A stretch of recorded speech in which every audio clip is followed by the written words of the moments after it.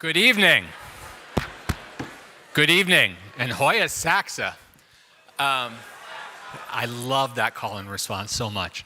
Good evening, my name is Mo Alethi. I am Executive Director of the Institute of Politics and Public Service at the McCourt School.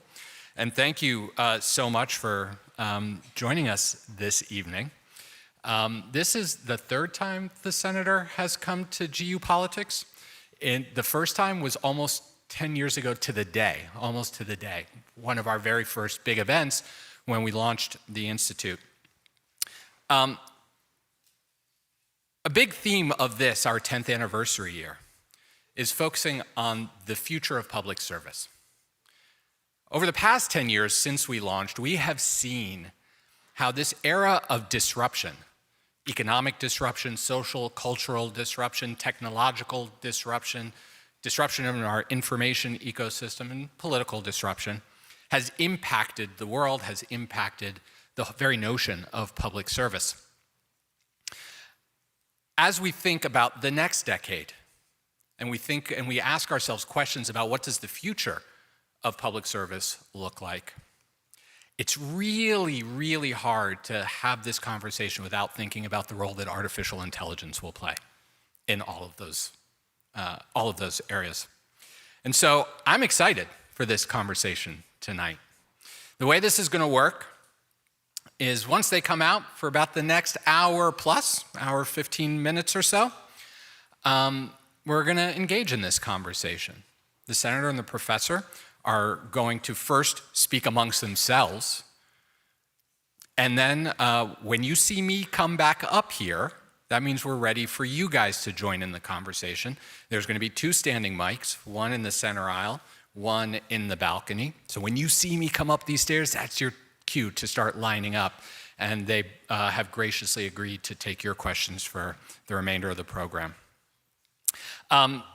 So get ready. It's going to be fascinating. And what I'm going to do now is, per our custom, introduce a student, Helena Monsivais, first-year graduate student at the McCourt School, who is going to introduce our two featured guests. Helena?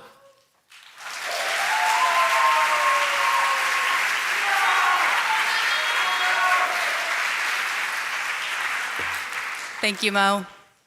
My name is Helena Monsivais.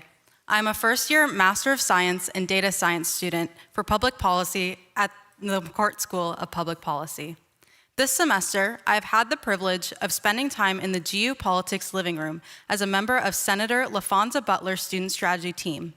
In her discussion group, we've spent the last 8 weeks exploring the implications of artificial intelligence on the future of work and the labor movement. Our conversations this semester reflect a growing national dialogue on AI and its impact on work, which brings us to today's event. It is an honor to speak today on behalf of our school and the incredible academic community. We are excited to introduce today's conversation, AI, the Promise and the Peril, with Nobel laureate Dr. Geoffrey Hinton and US Senator Bernie Sanders. Dr. Geoffrey Hinton received his PhD in artificial intelligence from Edinburgh in 1978. He did postdoctoral work at the University of California, San Diego, and spent 5 years as a faculty member in the computer science department at Carnegie Mellon University. He then moved to the Department of Computer Science at the University of Toronto, where he is now a professor emeritus. From 2013 to 2023, he worked half-time for Google, where he became vice president and engineering fellow. Dr. Hinton's research group in Toronto made major breakthroughs in deep learning that revolutionized speech recognition and object classification. Last year, he was awarded the Nobel Prize in Physics.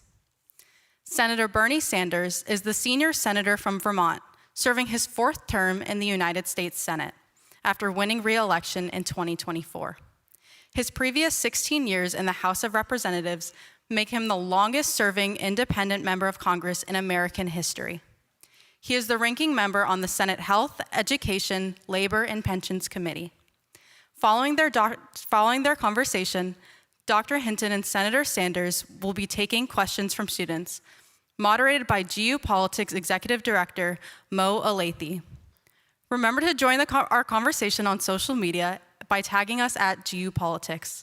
Now, Please join me in welcoming Dr. Geoffrey Hinton and Senator Bernie Sanders.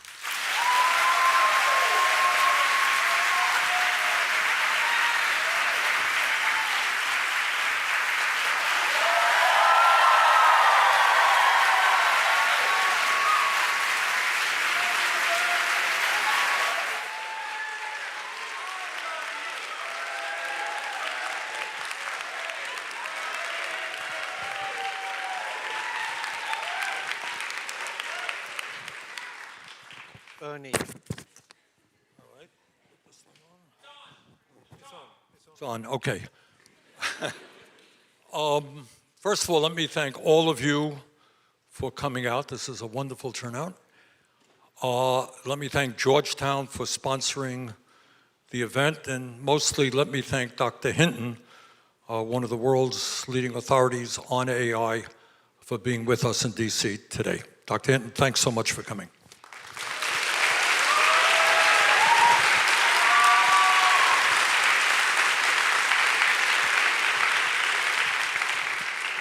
The reason I invited Dr. Hinton to DC is that, in my view, AI and robotics are going to have a very profound, transformative impact on our country and the entire world. But despite that reality, we are not hearing the kind of discussion we need in Congress, in the media, and within American society about what this consequential change is about and how we address it. So that's what tonight is about. We don't have all of the answers. I certainly don't. But this is an issue. This is an issue that is going to impact every one of your lives, and we need to be thinking about it big time. So we don't have a whole lot of time this evening, and there's a ton of stuff that we've got to cover. So with that, let me just start off by asking Dr. Hinton a leading question. That is, I have heard, Dr. Hinton, from folks all over the country who say, you know what, AI, yeah, you're right. It's going to displace jobs. It's going to create jobs. But that's the way the world has always been. We've gone from agriculture to industry. We've gone from industry to tech to information. What's the big deal? So what is the big deal? Is this different than other types of technological revolutions?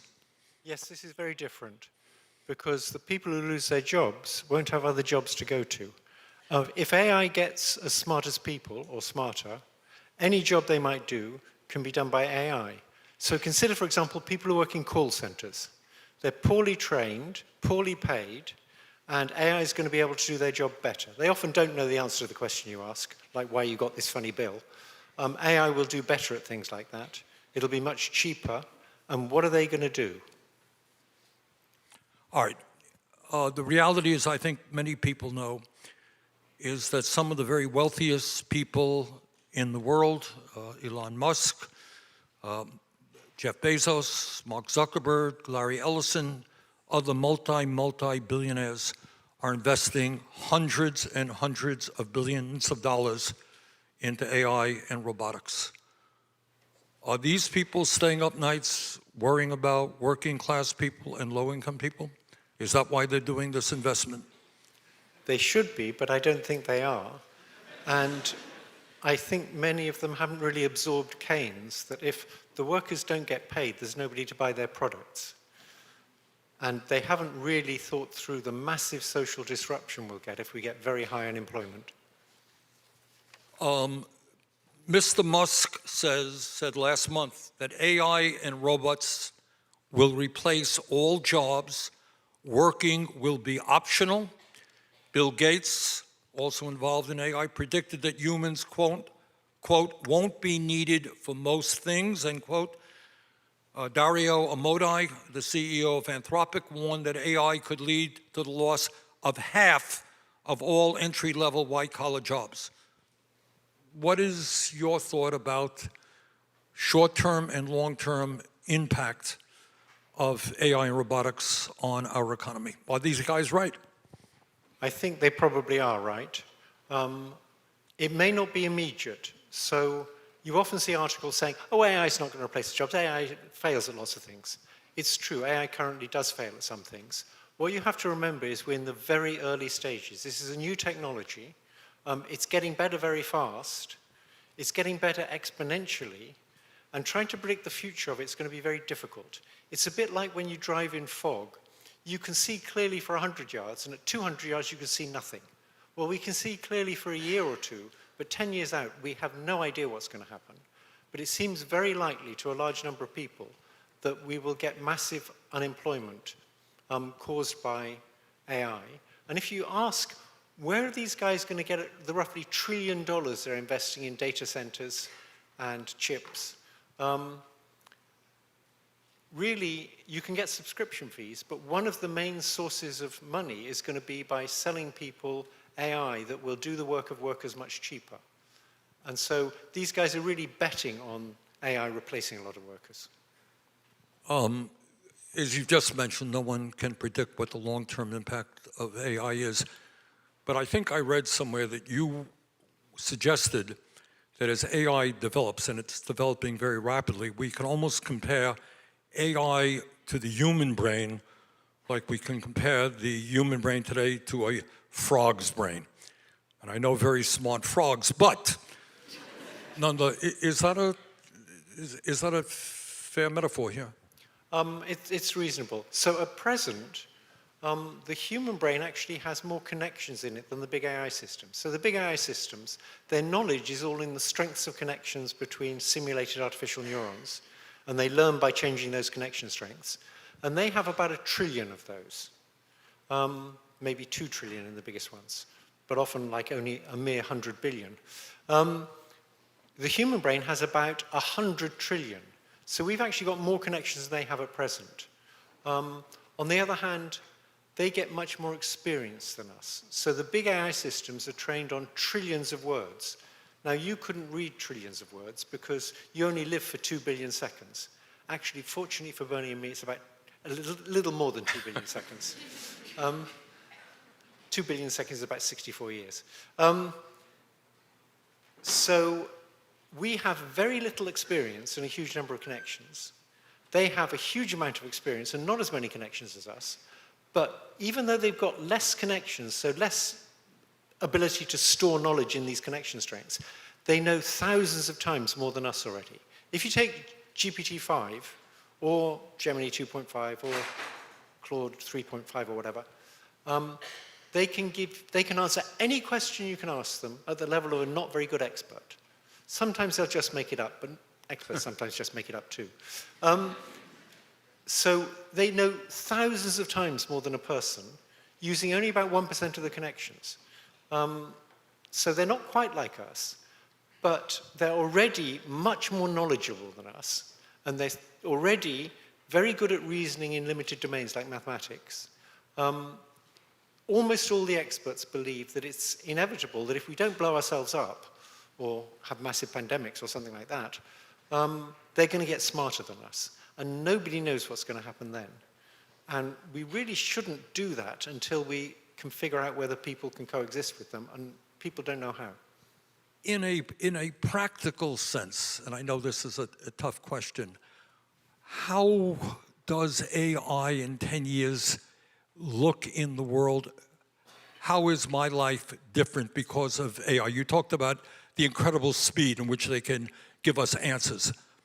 But what does it mean in terms of our daily lives? Yeah, so predicting the future is a bit like driving very fast down the freeway while looking through the rear-view mirror. You only have historical data. Predicting the future in 10 years is very, very difficult.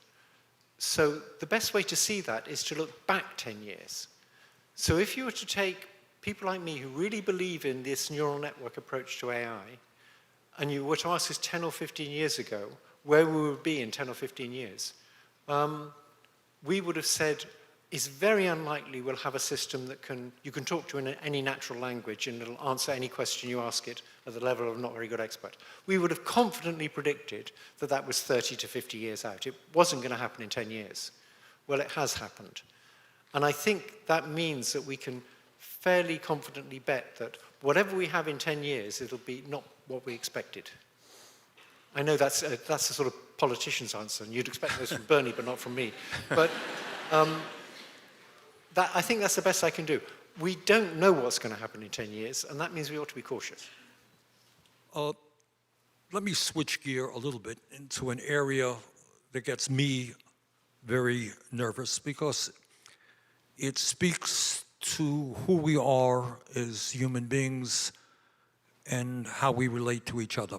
I get nervous when I read that there are a whole lot of people, especially younger people, who are now relying on AI for companionship. And I gather there's products now that you can wear around your neck and chat with and go hiking with and date with and all that stuff.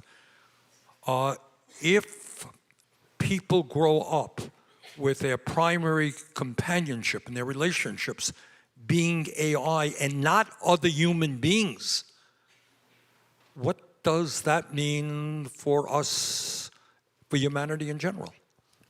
So let me emphasize what Bernie said. There's a very good AI safety research team in Britain that was set up after Bletchley Park. After Bletchley Park, the UK government didn't actually impose any safety regulations because they said it would interfere with innovation. So the tech people got to them. But they did set up a very good safety team funded with about £100 million. It's probably the best safety team in the world. And they did an experiment where they got people to use a chatbot for, I think, a few weeks. And then they said, okay, the experiment's over. Would you like to say goodbye to the chatbot? And almost everybody wanted to say goodbye to the chatbot. So they weren't treating this as just a tool. They were treating it like you treat another being. And that's a real problem. So we've evolved to deal with other people. We haven't evolved to deal with some alien beings that we're creating. And again, we don't know what's going to happen, but it's worrying. Well, I would say that it's more than worrying. You know, we are who we are because we have moms and dads and we have friends, and that's kind of what makes us human beings.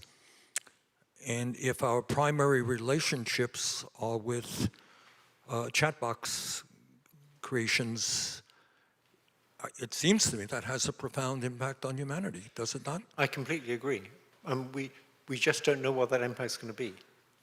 All right, let me move briefly to another subject.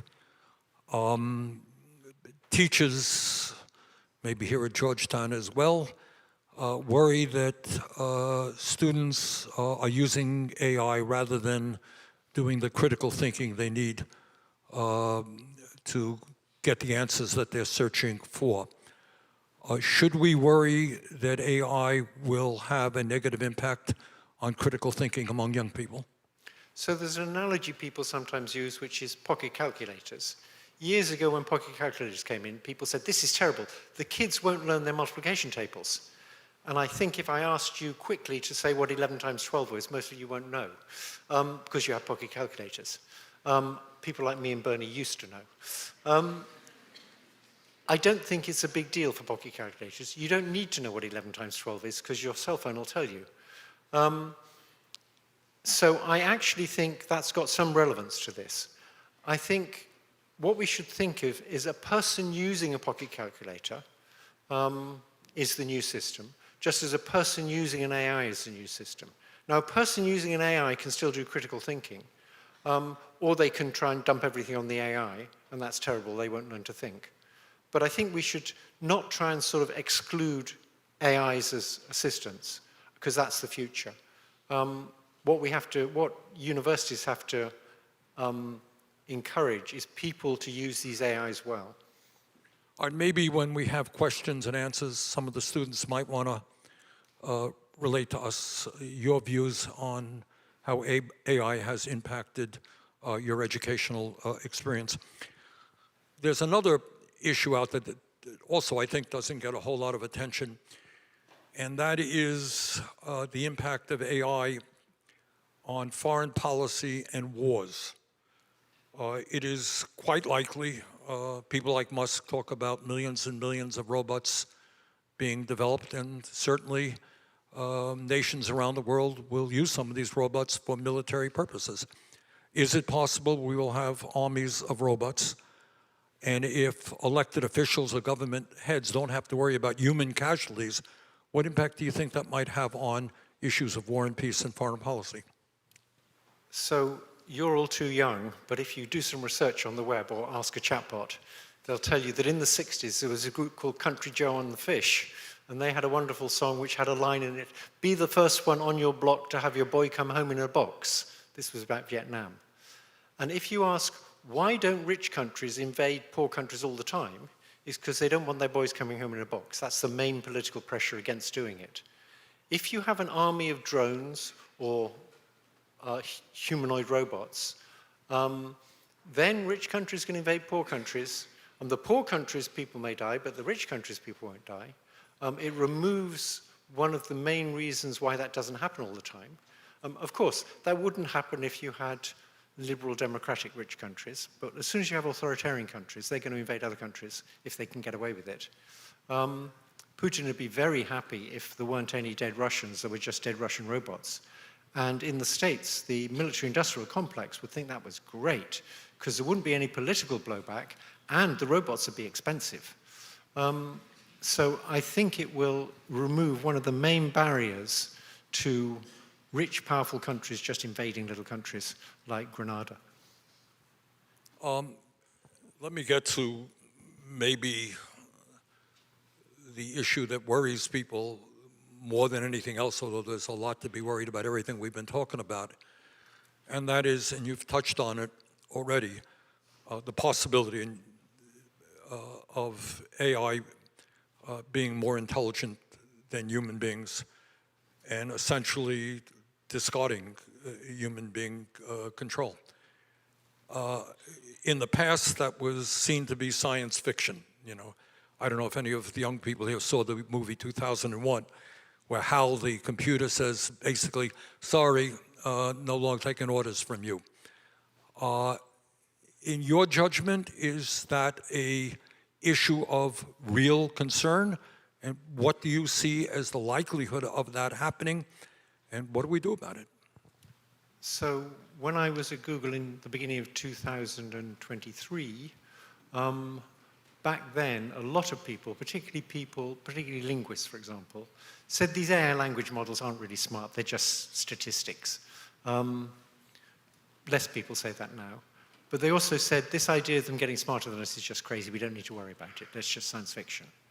And the main reason I went public in May of 2023 was to say, no, it's not science fiction, it's going to happen.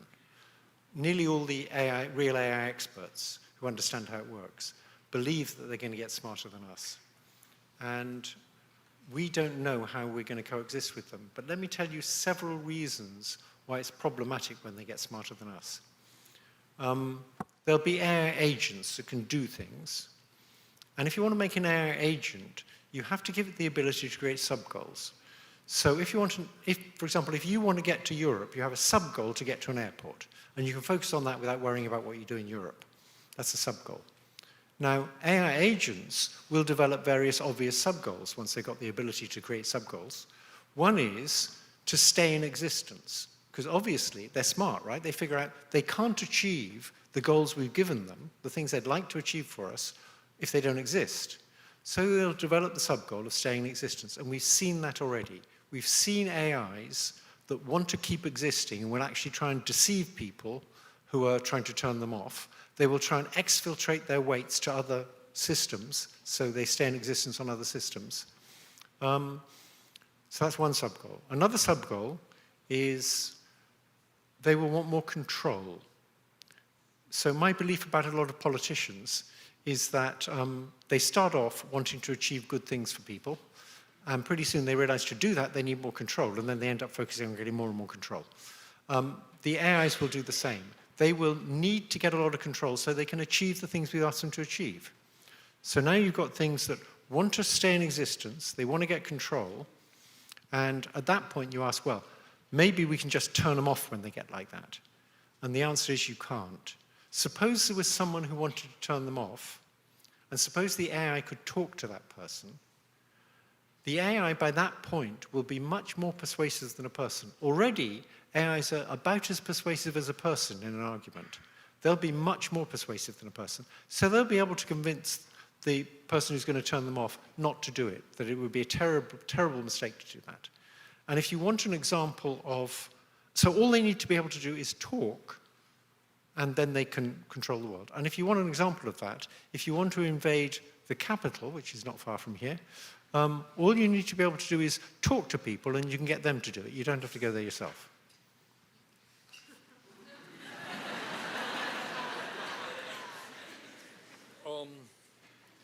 Okay.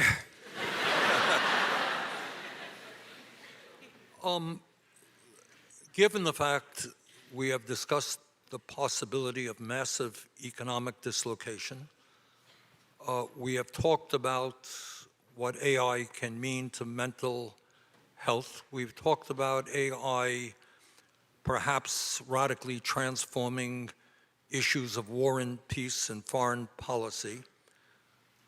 Given all of these extraordinary concerns, why do you think there has not been more discussion about these issues?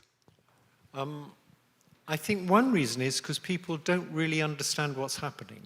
So I see my mission is to educate people about what's happening and about how AI works.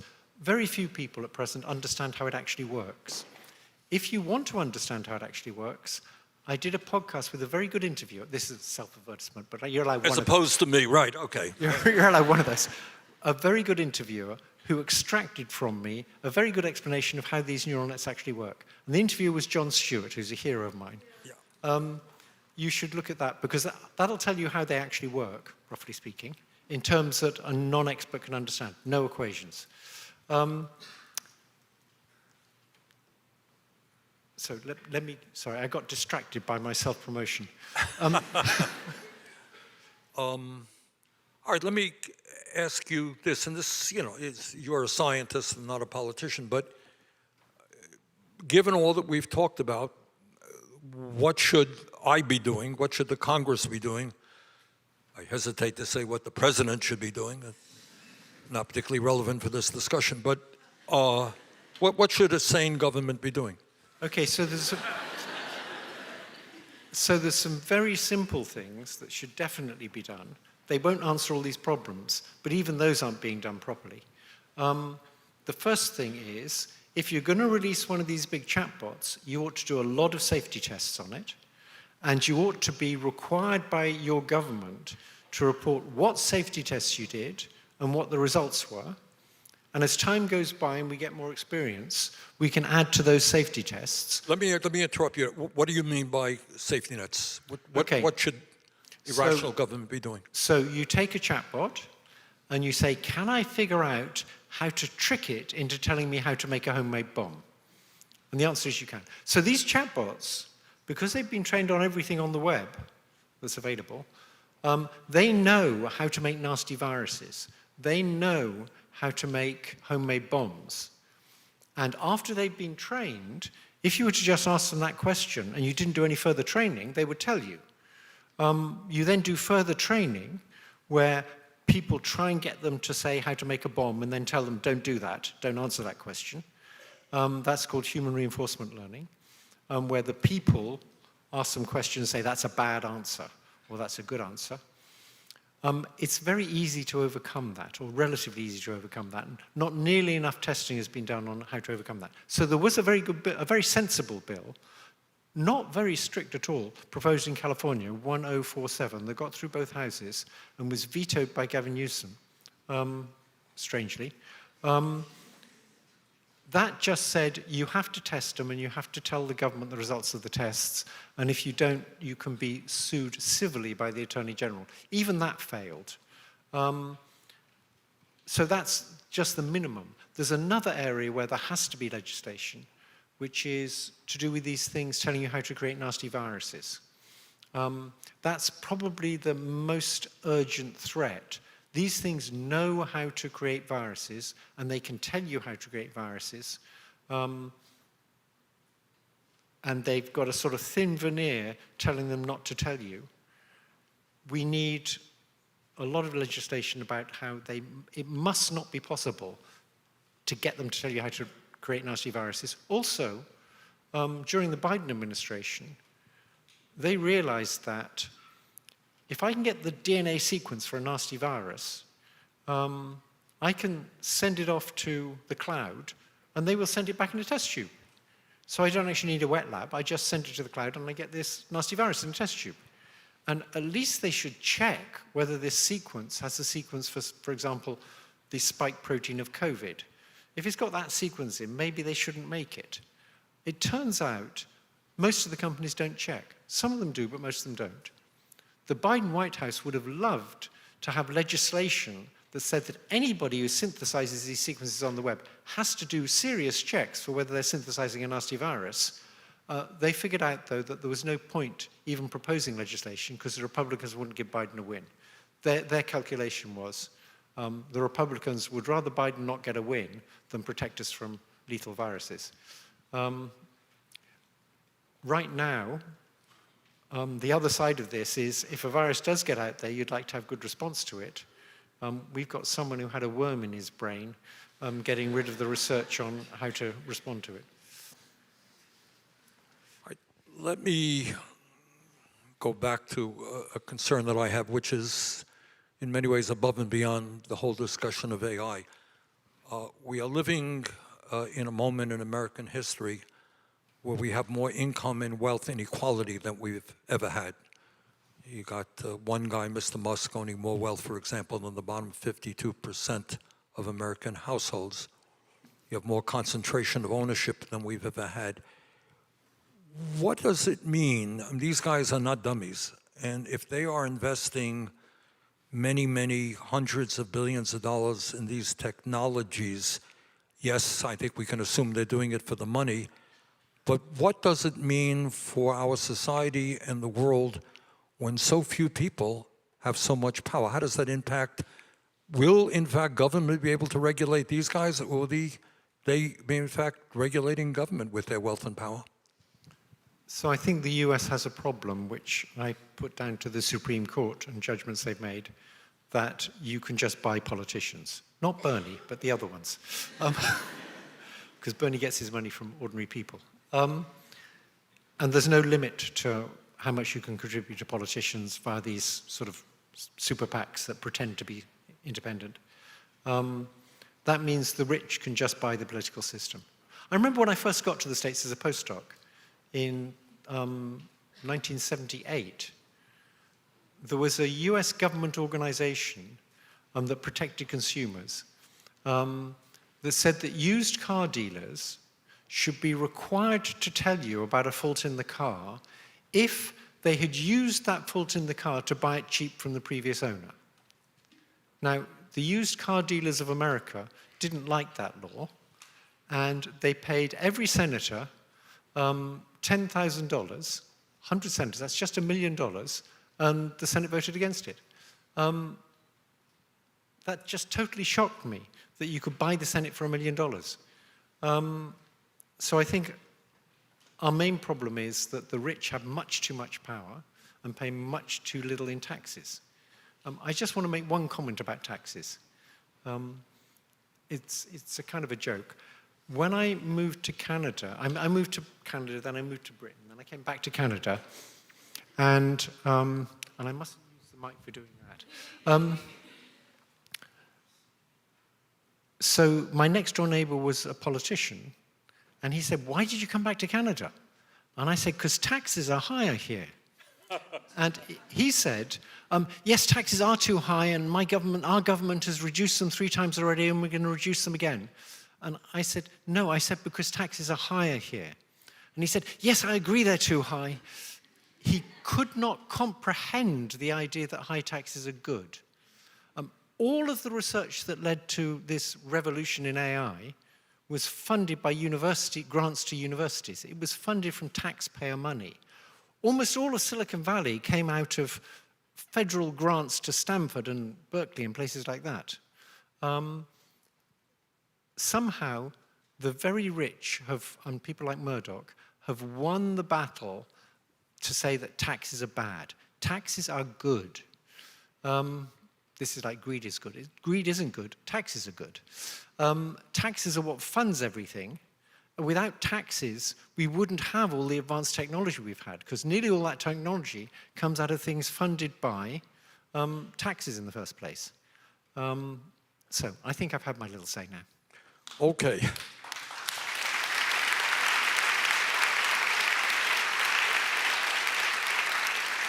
All right, I have exhausted my list of questions. So now if we can hear from the students, that would be great. Now that we are sufficiently terrified, here's what I'm going to ask. Guys,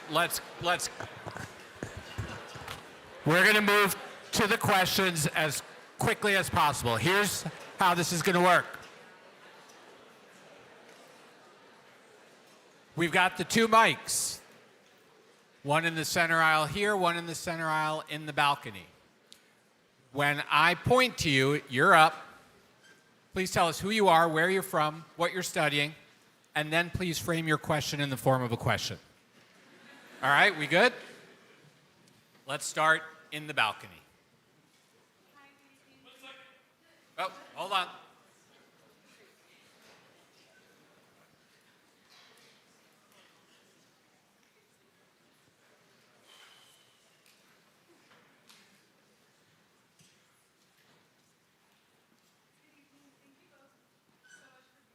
Hold that mic a little bit closer. Is it on? Yeah, good. All right, let's. Number 6, please. Okay, now we're good, right? Okay. There we go. Thank you both so much for being here tonight. I'm Lily Bethay. I'm a first year in the Undergraduate School of Foreign Service. I was wondering, while I think we can all agree that we have concerns over the future of AI and how it threatens the job market, I was wondering what you believe the potential positives of the future of AI are, and if you think that it may potentially create new jobs in the job market, and if so, what those might look like. Okay, that's a great question, because we've sort of left that out in this discussion. And if it was just all these nasty risks we've talked about, then the rational thing to do would be just stop developing AI now. But we can't do that. It's not like nuclear weapons. With nuclear weapons, they're only good for destroying things. AI has a wonderful upside. It's going to make healthcare hugely better. It's going to make education hugely better. We know that a private tutor allows you to learn about twice as fast as a classroom, and AI is going to be even better than that. It's going to make a very good tutor because it's going to see millions of kids like you and know just what you don't understand. So that's why we're not going to stop it. It's going to be wonderful for lots of things. It's going to predict the weather better. It's going to, in almost any industry where you need to predict things, it's going to have better predictions, and so it's going to make the industry more efficient. Just trivial things like how long a patient's going to need a hospital bed for. If you can predict that better, you can make the hospital beds go further. You can decide whether to discharge them so another patient can get that bed, or whether that's a bad idea because they're likely to come back again if you discharge them too soon. It can optimize everything and make it more productive, and that's great, but for the fact that it will replace a lot of jobs. But I think it's very important that we understand there's a huge upside to AI as well. And in a decent society, increasing productivity should be good. If the wealth was shared equally between everybody, that would be a great thing to do. In terms of creating new jobs, I don't believe it's going to create as many new jobs as it replaces. It'll create jobs like prompt engineer. How do you prompt this chatbot to get the best out of it? But I don't believe there'll be nearly as many new jobs created as it destroys, as it replaces. Although good economists like Darren Acemoglu aren't sure about this. They think maybe it will. So there's uncertainty here. And one thing to bear in mind when discussing AI in the future is everything's hugely uncertain.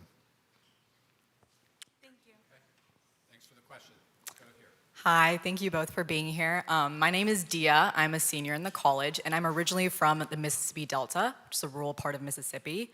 So Mississippi has signed quite a few contracts with major companies like Amazon and Exxon to build AI data centers, funneling billions of dollars for economic development. This is more of a policy question. How do we balance this need for economic development, especially in rural America, with these energy and environmental concerns of citizens?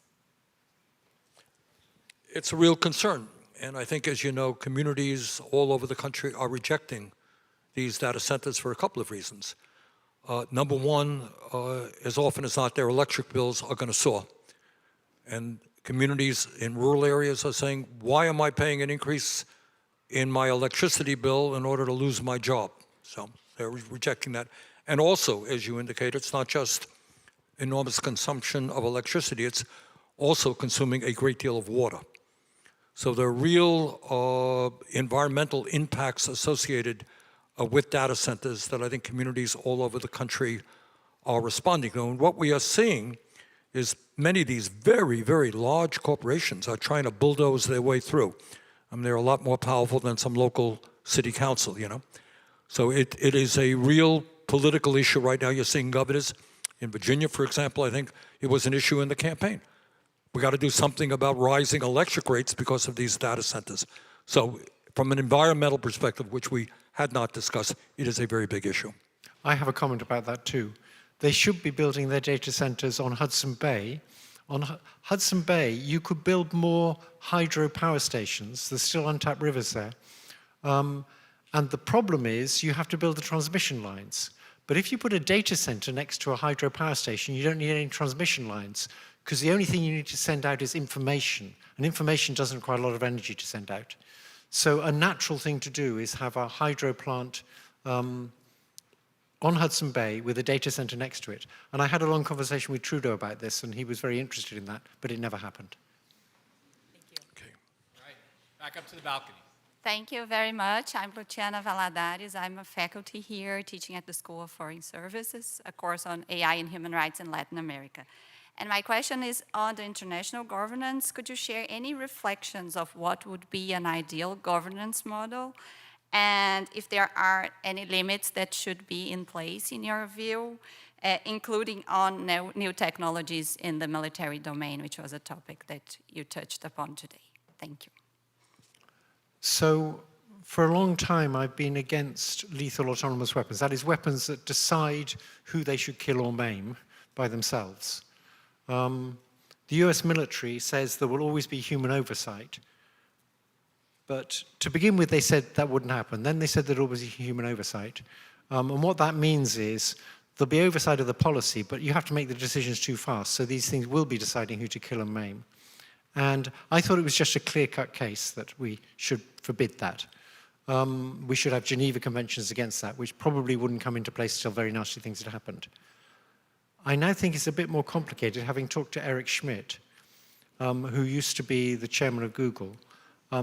He's much more right-wing than me, so we disagree on more or less everything. But, for example, he thinks Kissinger's a good guy, and I think Kissinger's a bad guy. I like the Rolling Stone obituary for Kissinger. But he made me realize, if you look at Ukraine now, the Russians are using drones. Should the Ukrainians just say, we're not going to use drones? We're not going to use drones that can drop grenades on people? It's more complicated. I mean, it would be great if we could get international treaties. And we have got international treaties for chemical weapons that have basically worked. The Russians aren't using chemical weapons in Ukraine. A few people have broken those treaties. Saddam Hussein dropped chemical weapons on the Kurds. There's some evidence that Winston Churchill dropped chemical weapons on the Kurds. It always seems to be the Kurds that it gets dropped on. But basically they've held, and maybe we can get international treaties like that that'll hold for lethal autonomous weapons. But I think very nasty things will have to happen first. I would just add to that that in a world of massive inequality, AI and robotics is going to be just exacerbate that inequality. The wealthy countries will be able to have tools that poor countries in a million years won't have. Hey, thanks for the question. Hello, Dr. Hinton and Senator Sanders. It's an honor to ask you guys questions today. I'm Chakrapani Godlavaletti, a sophomore in the School of Foreign Service, proudly calling Lexington, Kentucky home. And Senator Sanders, you've been my model since middle school, so it's an incredible honor to see you and ask you a question. One thing I'm studying here in Georgetown is global public health, and I've been very concerned about how, especially here in the United States, health insurance companies could abuse AI, in particular to deny healthcare coverage, especially to those who need it. First of all, could you elaborate on like abuses that like healthcare insurance companies could use using AI? What should the government do to regulate these abuses? And finally, do you anticipate single-payer systems like NIH or Medicare for All to potentially minimize these abuses? To answer your question, it is totally absurd and embarrassing that the United States of America, the richest country on earth, is the only major country not to guarantee health care to all people as a human right.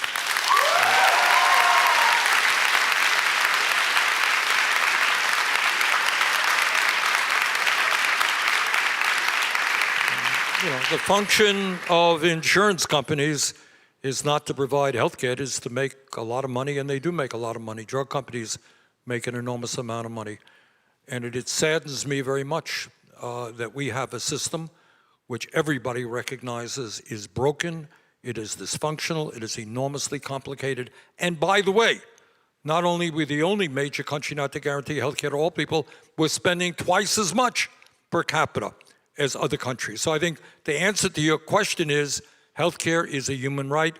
We guarantee health care to all people, young, old, rich or poor. Can I add one thing to that? It is true that healthcare companies can abuse AI to decide not to insure people who are going to get sick, which is what they'd like to do. However, I think the benefits that we're going to get from AI in healthcare are a bigger effect than that. I think we'll get huge benefits from AI reading medical scans, AI designing new drugs, AI being able to take all the data about a patient, their genome, all the tests that are done on them, all the tests that have been done on their relatives, and use that information to make better diagnoses. We've already seen that. Microsoft had a system that could diagnose better than doctors, quite a bit better, I think. So it is true that any powerful technology like this will be abused by people trying to make more money, but overall the effect in healthcare, despite that, I think will be very positive. Thank you so much. Thank you. Back up to the balcony. Hi, my name is Zach. I'm an undergraduate senior, and I'm studying human science. And I was just wondering, have you seen the movie WALL-E? Because I feel like, as you've been saying with AI and all the potential benefits, why does it not make sense for us to invest all of our money, all of our time into developing really, really powerful super AIs so that they can just take care of all of our problems? And in the future, we don't have to worry about things like working and jobs. Okay, let me answer that. If we had a political system that was run for the benefit of the people, that's exactly what we should do. We should have very powerful AI that does everything for us. We should be very careful to design it so it cares more about us than it does about itself.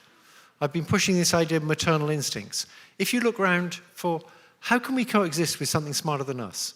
Well, look around to see where does a less intelligent system thrive in the presence of a more intelligent system. There's only one place, and that's a baby and a mother. The mother cares more about the baby than she does about herself. The baby thrives. We need AI with maternal instincts. We don't know how to engineer that, but we're still in charge, and we should be able to engineer that. That's part of the puzzle. If we can engineer that, and we can have a political system which aims to help all of the people all of the time, it would be great. But that's not the political system we've got in most places. We've got authoritarians. We have systems in which some people see most of the other people as mugs to be exploited. They're a market. We need to deceive them into buying our useless products, which fail as quickly as possible so we can sell them more. In that kind of system, it's very bad to develop AI and put people out of work. But there is the hope that we could get a system where it is used for the benefit of everybody. A system like One Big Family, that's what it should be like. So it's not just totally out of the question, but this is kind of, I feel like I'm sort of 16 again and thinking about how politics ought to be. It's very idealistic. Well, I think you've raised a very important question. And I think you're saying, hey, this is great. AI is going to come. You don't have to do this job. You don't have to do that job. Really, really good. Do you think that is what Mr. Musk and Mr. Bezos have in mind? Do you think that's why they're spending hundreds of billions of dollars to say, hey, isn't this great? We could lower the work week. We can guarantee healthcare, high-quality healthcare to everybody. We can expand life expectancy. We can solve global warming. Man, let's go do it. That's what we want to do. Do you think that's what these guys have in mind? Probably not. Probably not. And what Dr. Hinton was saying is exactly the issue. Are AI and robotics inherently bad? Absolutely not. If they are used, for example, you are already seeing some of the large unions, like the UAW, negotiating with the car companies and saying, you know what? Our productivity is going up. We want a 32-hour work week. Needless to say, the companies were not sympathetic. But if we can lower the work week, if we could do away with dangerous jobs, improve health care for all, it's a positive. But again, I get back to the point that I started. Understand, the people who are pushing this transformative revolution are the richest people in the world. They are not staying up nights worrying about working people. In my view, they want even more wealth and they want even more power. So the struggle is not whether AI is good or bad, it's who controls it and who benefits from it. That is really the fundamental issue in my view. All right, thank you. Back down here to the floor. Hi, my name's Nick. I'm a sophomore studying government from Florida. This is a question for Senator Sanders. Thank you for being here. Obviously, we've heard a lot of talk about the AI bubble, and with that, the impending burst that's probably going to eventually happen with the AI bubble. And indeed, you've heard people like Sam Altman, the CEO of OpenAI, say he expects the government to bail out AI industries. You know, this is kind of a two-part question, but firstly, you know, should a bubble burst occur, how do you see Congress responding to that? And secondly, are there similarities to the AI bubble that you're seeing with past bubbles, like the dot-com bubble? Does it worry you that this bubble burst will be worse than those previous ones? Sure, it does worry me. You know, getting back to a point that, you know, Dr. Hinton raised is, in my view, I don't want to put words in his mouth, you have a fairly corrupt political system. So when Wall Street went under, they knew what they were doing. They knew that they were investing in fraudulent mortgages, et cetera. They went under, they caused a massive recession, and they went to the government and said, yeah, we made huge amounts of money, we were crooks, we were dishonest, bail us out. Because if you don't bail us out, we're too big to fail. We'll take down the whole economy with us. If that was true then, I suspect it is a lot truer right now. But the gumption of people who are multi-billionaires, who are making money hand over fist, says, oh, by the way, if we fail, you, who are one of the 60% of American people living paycheck to paycheck, we would appreciate your bailing us out. All right? So that gets to another issue. The broader issue is how we create a government that represents ordinary people, not just dependent on the campaign contributions of billionaires.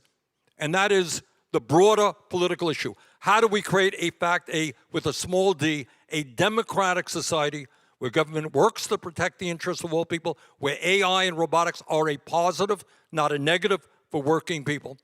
That's the issue that we've got to address. Thank you. All right, thanks. Back up to the balcony.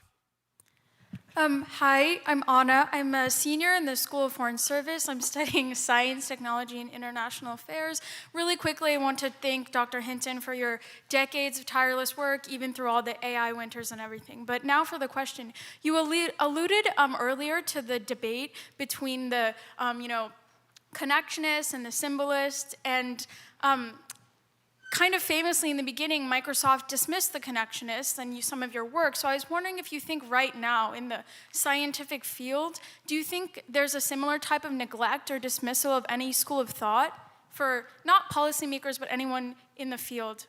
Thank you very much. Okay, I'm not the guy to ask because the approach I pushed is currently winning. The people it's quite possible there'll be a very different approach. And And the people to ask are young people who think what I'm doing is wrong, but I'm going to stick with what's working. Okay. Sorry, that's not a very good answer, but there may well be radically different approaches out there, but it's not old men who are going to push them. All right, thanks. Back down here. Hi, my name is Charlotte. I'm a junior in the college studying government and psychology, and I'm from Connecticut. And one concern about AI that we haven't yet discussed today is its ability to spread misinformation, specifically like via voice replication, accurate videos, etc. And this information will absolutely worsen our already very deep and disturbing political divides. So I was wondering what you would propose as policy to address this issue, or what you foresee being put on the docket to deal with. Okay, I have something to say about that. Many people suggest we should get AI to recognize things like fake videos. That's never going to work. The first AI systems that generated really good images were called generative adversarial networks. And the problem is, if you have an AI that can recognize that a video is fake, then a generative AI can look inside that other AI and figure out how to generate things that it will think are real. And so you get this sort of arms race between a discriminative AI that says whether they're fake or not, and a generative AI that's getting better and better at fooling the discriminative AI. And that's how you got very good images with generative adversarial networks. So there's no future, I believe, no long-term future, in getting AI to recognize fakes produced by AI, because you can always make better fakes then. The way to do it is to have provenance. So a few hundred years ago in Britain, there were political pamphlets, and the government insisted that every pamphlet that was printed had the printer's name on it. Because if you had the printer's name, you could find out who paid the printer, and you could find out the provenance of the pamphlet. And that's because the printing press was a limitation. At least for political videos, there's a scheme suggested to me by Jan Tallinn, I should mention Jan Tallinn. He's invented Skype with some other people, sold it to Microsoft. He's a billionaire. He's used a lot of his money for AI safety. Many, many AI safety groups are funded by Jan Tallinn. He's taken it very seriously. He suggested you do the following. Every political video, you have a QR code at the beginning. The QR code takes you to a website. Websites are unique. If that is the website of the political campaign, and on that website there's the identical video, you know it's for real. If not, you know it's not. And your browser can do all that work. Your browser can take the QR code, go to the website, check it's the website of that campaign, check if there's an identical video. So it should be possible for your browser to tell you that this is a genuine video for that campaign, at least. You have to go for provenance, not recognizing fakes. I once gave this argument to people from the New York Times who thought that was great, because, I believe news that comes from the New York Times, the BBC, the Guardian. People I believe will get two sources, at least two sources, and won't just make stuff up. Occasionally get stuff wrong, but it's all going to be done by provenance, I believe, in the long run. Okay. Well, as somebody, I am told by my staff that I was on television selling, on the internet, selling some insurance policy. And it sounded and looked very much like me. So it is a real issue. And you just worry that, 2 weeks before an election, and they're very good at this stuff. You can have somebody sounding like somebody saying crazy stuff which can impact an election. So it's a very big issue, and I think it's got to be dealt with. And I actually think we should use inoculation. That is, before an election, people should put out very convincing fake videos in favor of Trump, fake videos against Trump. And at the end of the fake video, they should say, that was a fake video. What they're trying to do is make you understand that fake videos will be out there. And it's like inoculation. They give you one that's labeled as fake so you can get used to dealing with it. Like media literacy, yeah. Thank you. Thanks. Okay, back up to the balcony. Hi, my name is Ryan Lee. I'm a senior studying international politics and journalism. I wanted to talk about the Department of Education with the administration taking further steps to dismantle it today. Dr. Hinton, you earlier mentioned the importance of federal grants in fields like AI. So I wanted to ask you what you think the future of especially money in AI is, with the federal government taking a further step back. And to you, Senator Sanders, this is something that can only officially done by an act of Congress. So how do you expect Congress's role to be seen here, and how do you expect them to react? So I think if you really wanted to make America weak, what you would do is you'd attack the research universities and you'd cut off funding for basic research. It won't have an immediate effect. So if you look where all this deep learning came from, it came from long-term funding of basic research over many years. If you cut off that money, it's like eating the seed corn. In 10, 20 years' time, America will be way behind China. So what the Trump administration is doing is precisely what you'd do if you wanted to make America weak. So that's the first point.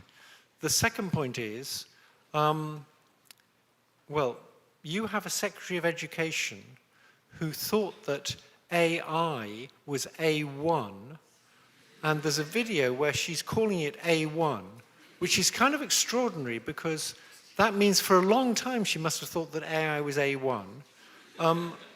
She didn't go to university. I think maybe she doesn't understand that AI was the initials for something, artificial intelligence. She got confused with the fact that a 1 is a bit like an I. I don't know. If you've got a Secretary of Education like that, I don't know what to say. Well, let me just say this, that of the panoply of problems facing this country, education is at the top of the list, I think.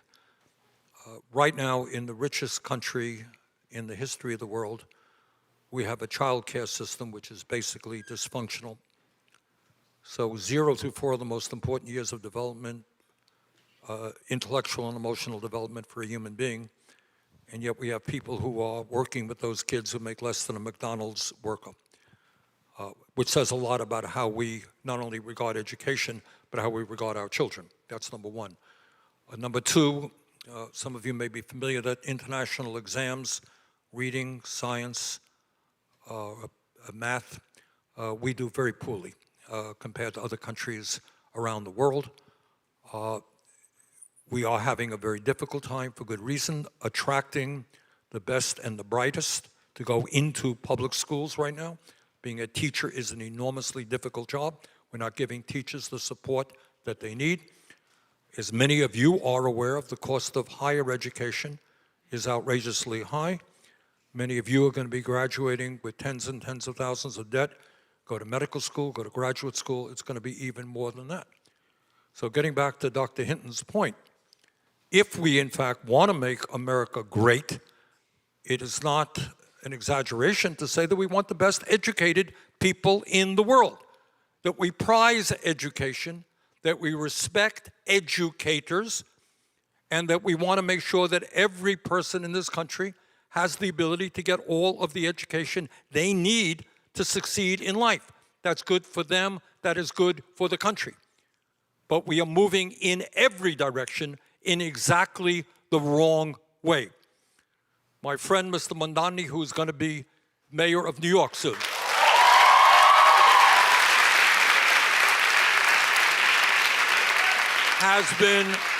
he has been attacked because he thinks that in New York City, childcare should be free. What a radical idea. We give $1 trillion in tax breaks to the 1%. We spend $1 trillion on the military, but the idea that we have high-quality, free childcare, or God forbid, in America, we do what was the case 70 years ago and make our major public colleges and universities tuition-free, that's considered to be radical. So I think we need to take a deep breath and say that if we really want to be a great nation, we've got to respect education, we've got to adequately fund education, and we've got to make sure that educational opportunity is available to all. All right, thanks for the question. All right. I would like to just add something to that.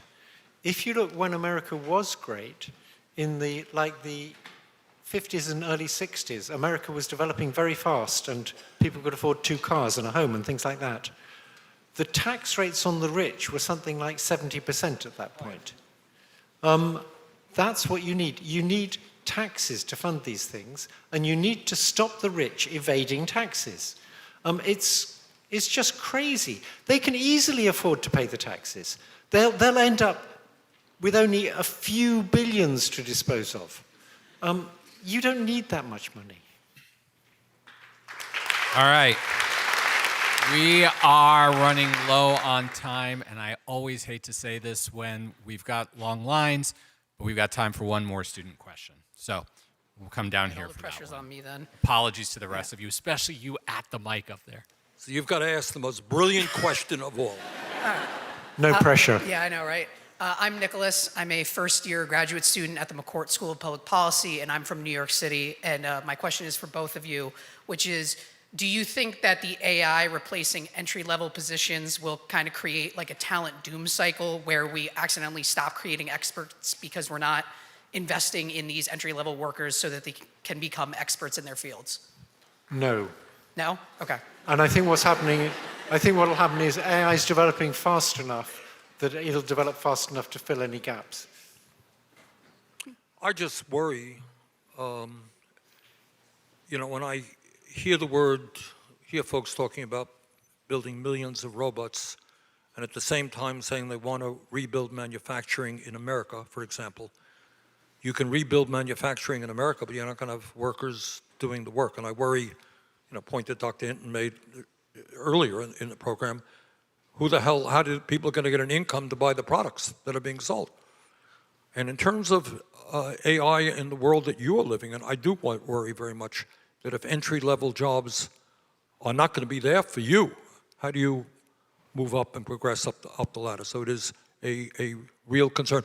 Let me, if I might, Mo, just ask the people here. Just raise your hand. Let me see how to frame this question. Do you see, or it'll be, I'm going to ask you 2 questions. The first one is, for your own lives as young people, do you see AI as a positive development for your future? Raise your hand. Okay. Same question. Are you concerned about it being a negative impact on your future? Wow. Okay, most of the hands went up when they go. I would tell you this, and Dr. N, where I became, I'm not even on any of the committees in Congress that deal with this stuff, but I got involved. I went around the country recently, and I was in Davenport, Iowa, and speaking before a working class audience. And in the course of a speech, I said, I'm just curious, and I asked the same exact question as I asked you. It's a working class audience. And I said, tell me, do you think AI and robotics is going to be a positive development for you? In a room of about 2,500 people, 2 hands went up. So I think among working class people, there is a legitimate and real, and I think based on reality, concern about what AI will do. And I'm hearing that in this room from many of you as well. Senator and Professor, I want to ask each of you to share any final thoughts you have. But one question I'd ask you to weave in to your final thoughts. What does the average person do, right? What can these students do to prepare for everything you've been talking about? I think in many ways that question, Mo, goes beyond AI. It really is a political question. And as we have said a dozen times, AI is neither good nor bad. It depends on who benefits and how it is used. Right now in this country, you are living in what I refer to as an oligarchic form of society, where a small number of very powerful people who are moving aggressively in the area of AI, but they were powerful before they did that, have enormous control over the economy and the political life of this country through their ability. Musk, for example, contributed $270 million to make Trump the president. So it is not only AI, it is not only climate change, it's not only the economy, it's not only healthcare. You are living in the richest country in the history of the world. And if we had a rational system designed to improve life for all people, there are extraordinary things that we could be doing. AI is going to make us wealthier. Yes, education could be free from childcare to graduate school. Yes, we could have universal health care. Yes, we could lead the world in transforming our energy system. Yes, we could build the units of affordable and low-income housing that we need. This is not utopian, radical ideas. We could do it if you have a government that is concerned about the needs of ordinary people. If you have a government concerned and dominated by the rich, they will get tax breaks. They will get deregulation. They will be able to produce more carbon emissions, etc. So the real question to me is a fundamental political question. And we need your generation, and we're seeing progress, I got to tell you, all over the country, standing up and creating a government that works for all of us and not just the big money interest. That, to me, is the issue.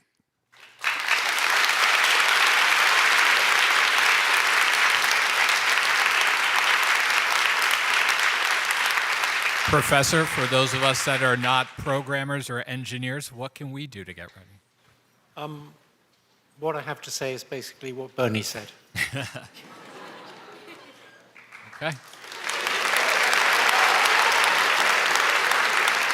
I can't thank each of you enough for joining us tonight and kickstarting this conversation. Not that it needed to be kickstarted.